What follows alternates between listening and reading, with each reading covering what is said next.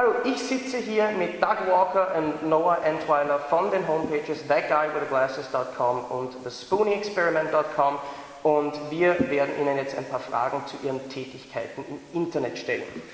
For both of you, how did you get started? Why are you doing what you're doing?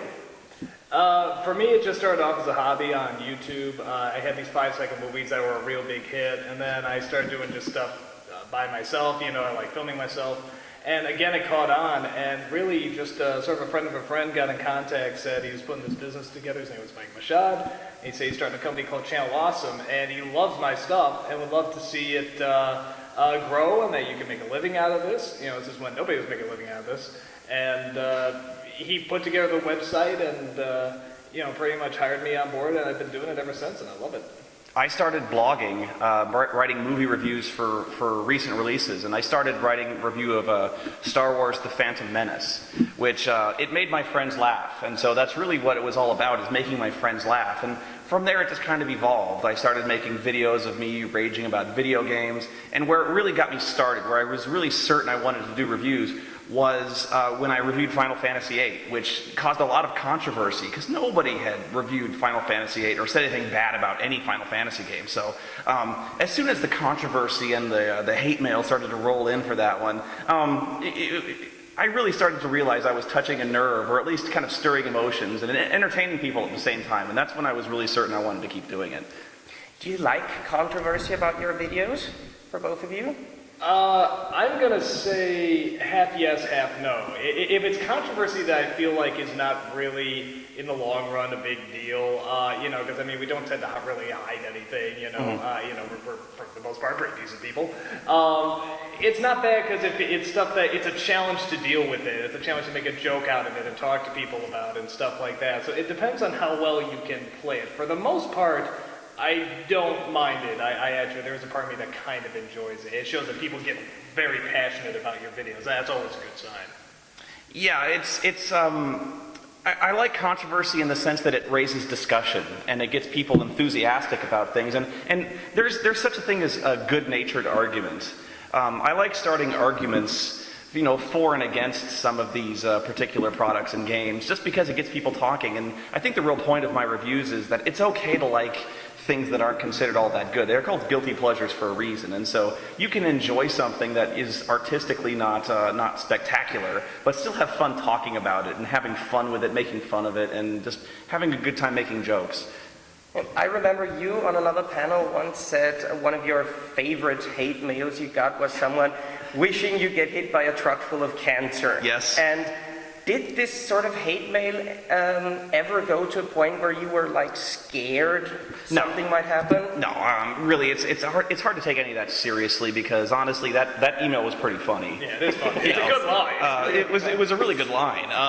Nobody's really directly threatened me, and even if they did, I really wouldn't take it that seriously because it's really hard to imagine anyone getting worked up over a movie or a video game, and anyone who really does is just being silly. I really think they're just kind of craving attention if they're trying to be serious at all, or, you know, some people are just mean to be immature.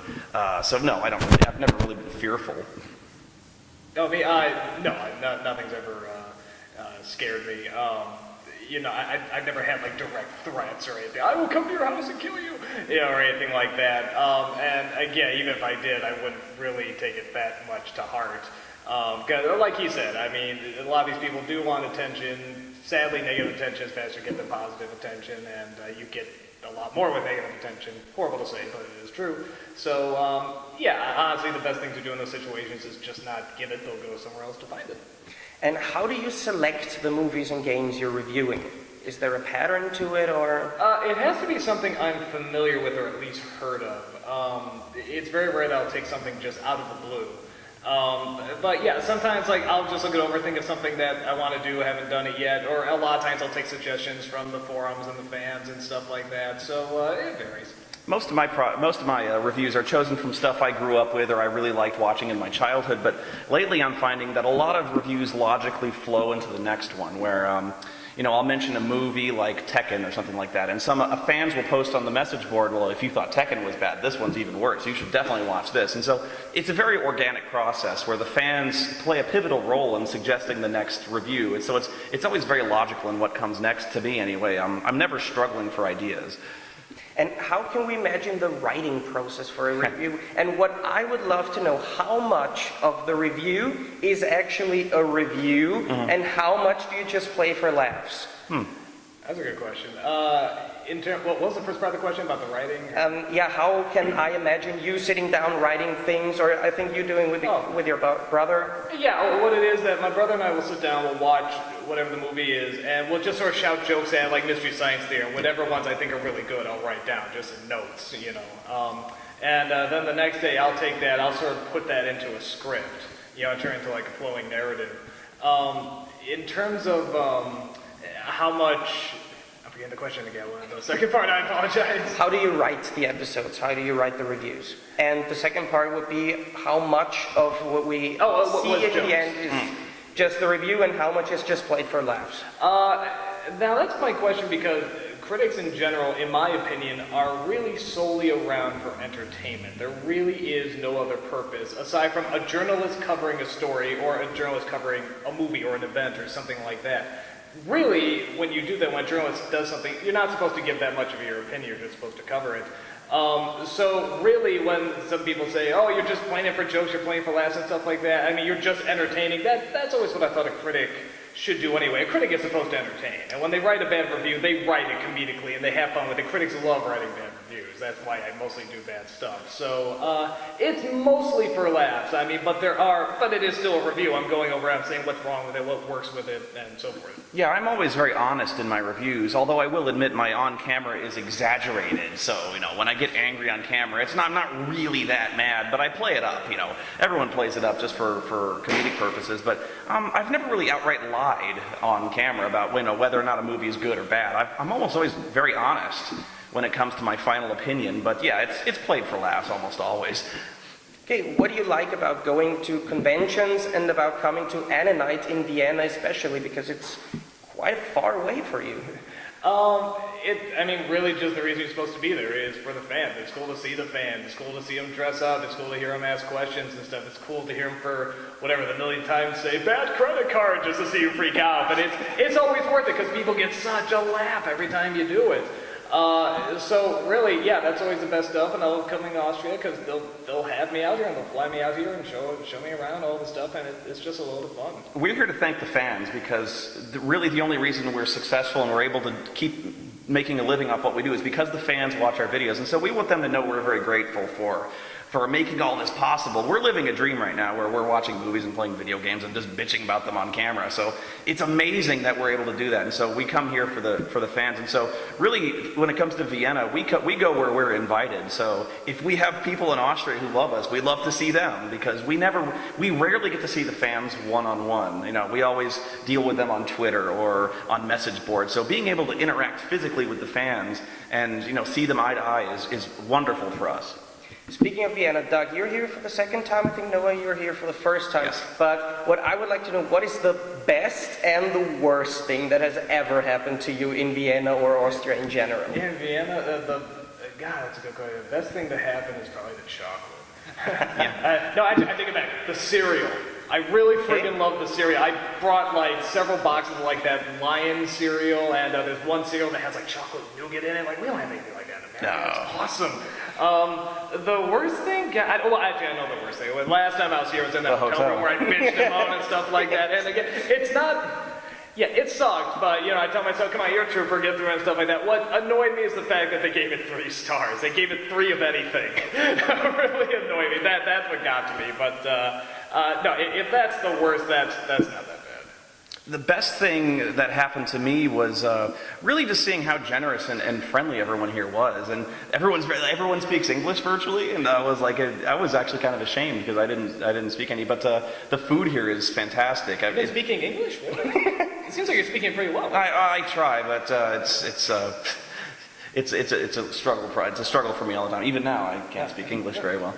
But the worst thing was the airport lost my luggage on the first day here. And again, I don't blame Austria for that. That was just somebody lost my luggage. In fact, it was probably Germany and lost my luggage, I'll tell you the truth. But I went 3 days with no clean underwear, and that was not fun. But everything's fixed now, so I have some memories, and yeah. And some clean underwear. Yeah, and clean underwear finally, yeah. That's important. Yep. And to you as film fans, what do you think about new technology for watching movies like Blu-ray and Blu-ray 3D? I have no problem. Anything to get it clearer and better. I mean, I don't see any reason why to hold that back. Yeah, 3D, I'm not a big fan of 3D, but that's just because the way my brain works, it gives me a headache. I really think 3D is a fad, but I'm really excited to see the way, entertainment technology is evolving so quickly that, and especially the line between games and movies is blurring. The interactivity now with a lot of, and social networking, you're starting to see this real effect where movies and TV and games are all starting to blur together, and the nature of the internet is blurring copyrights and Hulu, TiVo, that sort of thing. It's all become very exciting. So not just 3D, but all these technologies are very exciting to see. I'm really behind it. In terms of 3D, I think you're right. I think it is probably a fad. I would like it to be in areas where it is very useful. I think it can be very useful in movies like on the big screen. Actually, I just got back from Orlando, Florida, where there's a lot of rides that are in 3D, and they were very, very effective. So I'm not against it. I would like to see it constantly be used for better things and not just as a gimmick. Out of all the episodes you've done, what would be your personal favorite? It's become a toss-up for me between the Animaniacs tribute, simply because I love how that's put together and it flows, and I got those people, and the Tom and Jerry movie. I really like that one. That one gets a big laugh out of me. Highlander 2, The Quickening for me, is probably my most personal review, in that as a kid that was the one that really offended me the most. I think my favorite one that even I like to listen to is there's a riff I did on the Game Crazy training video, which was a training video for a video. It really has one of the funniest on-screen characters I've ever seen, with Zelda Scott, who talks in ebonics and very strange metaphors. And also Phantasmagoria 2, I think, is my most watchable video for anyone can watch Phantasmagoria and have a great laugh for hours on that one. So I'm very proud of Phantasmagoria. As a final question, there are so many people who do video reviews on YouTube and everywhere. Is there one piece of advice you would like to give those people how to improve their work? God, we're gonna do one. I mean, if I had to just say one thing, is that you want to get noticed, and what really got me noticed was the 5-second movies, and that's because people were already looking up Star Wars, Star Trek, Lord of the Rings, all that stuff. So if you can incorporate something that you can do the zeitgeist, but if you can do something that's always popular and people are always looking up, and you can do some sort of clever twist on it. You don't have to show the footage, but if you can do some sort of clever twist on it, that's a good way to get attention, get people looking at you. It doesn't mean you have to do that all the time, but if you want something just where people look, you just want them to look once, and then once you have them, that's where you keep giving them all the stuff. So be clever and be fast, because people online, their attention span switch very quickly. If you take a couple months to put out your next video, or even a couple weeks or something like that, I mean, the faster you can get it out, the longer they'll keep looking at you. My best advice is to have fun with it. I would tell the same advice to anyone who wants to be a professional basketball player or an actor, is that the chances of being successful are actually very slim, and it doesn't always have everything to do with talent. So if you're going to get into this, you want to do it for the right reasons, and that's to make people laugh, and it's something you enjoy doing. And so when you do, that really becomes clear. It becomes evident in your face when you're doing these reviews, but just don't do it to become famous. Just when you have fun with it and you do it to make yourself laugh and make other people laugh, that's the right reasons for doing it. And so it really just is perseverance and doing it for entertainment's sake, not for making money or fame or something like that. That's never a good thing. There's a very strong chance that if that, like you said, you won't get picked up or you won't go anywhere, and you want to be able to say that, looking back, even if you go nowhere, that you still said, that was fun, I'm glad I did that. And that's very important. And if you see that and it comes through, and other people will see it as well.